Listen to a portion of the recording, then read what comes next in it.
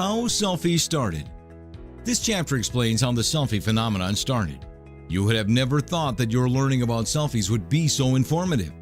This chapter unravels the mysterious journey of selfies and helps you understand where it stands currently. The progress wasn't that easy, and to understand what challenges the selfie inventors went through, you will have to read this complete chapter.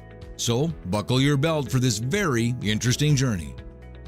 It is said that selfies originated way back when artists did self-portraits. It was an attempt at self-preservation more than self-glorification, since back then there were no devices like cameras to record their beauty. They had to make portraits of themselves to show it to others, especially dressed up in a special costume or for an occasion. Family portraits weren't uncommon, but the level of skill remained dubious. Thankfully, technology evolved and cameras were invented so that people could take actual pictures, then rely on the artist's capabilities. It allowed for real-life clarity, even though initially there were black and white images only, and again it depended on the photographer's skill. Eventually, cameras became handy, and nowadays they're fitted on phones, thus making selfies possible. The great advantage with digital cameras is that you can preview your selection of pictures and choose the best one out of it. It's true, you have to put your best foot forward, always. Robert Cornelius, an American pioneer in photography, created a daguerreotype of himself in 1839. This photograph is known to be the first self-photograph taken in the history of selfies. Those were not the days of high-end cameras and mobile phones. The entire shoot was taken by his camera. Then the process was so slow that he was unable to uncover the lens, run into the shot for a minute or more, and then place the lens cap back again. He recorded on the back of the photograph the first light picture ever taken, 1839.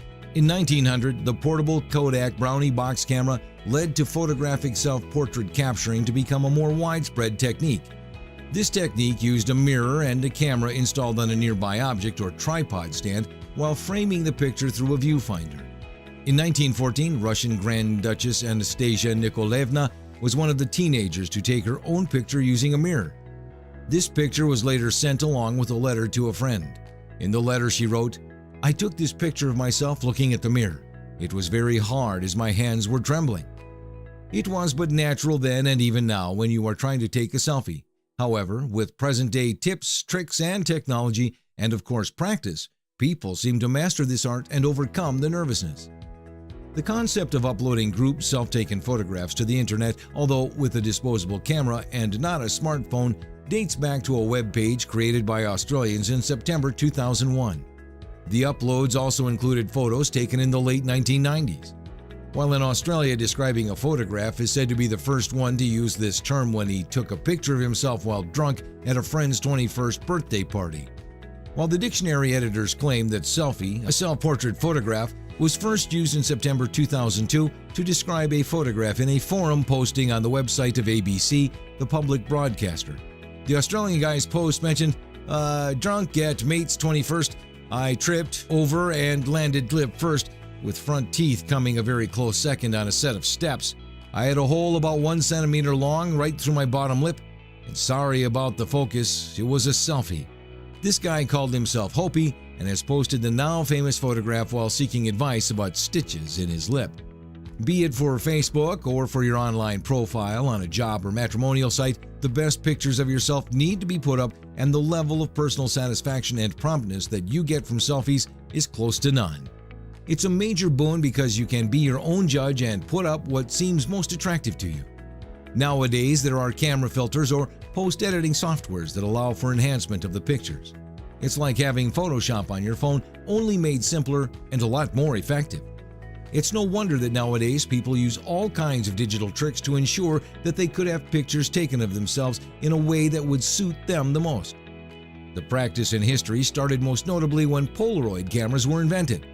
That enabled instant pictures that could be discarded if they weren't good enough. That forms the crux of selfies. The unflattering ones could be discarded in favor of the best ones.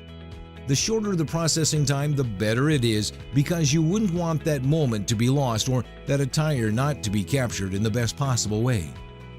In history, the evolution of selfies came about as the cameras became getting smaller. Earlier, the camera size was bulky and cumbersome and difficult to carry from one place to the other. Then cameras got smaller and taking pictures at various places from all kinds of angles became getting possible. Some came with a timer, which could be used to take selfies after setting a fixed time in your camera, after which you pose in front of it and have your selfie taken. This practice was the earliest form of selfies besides self-portraits, which people may or may not have the skill set for making. But the timer function involved a lot of hassle because, if positioned incorrectly, you wouldn't have a good shot.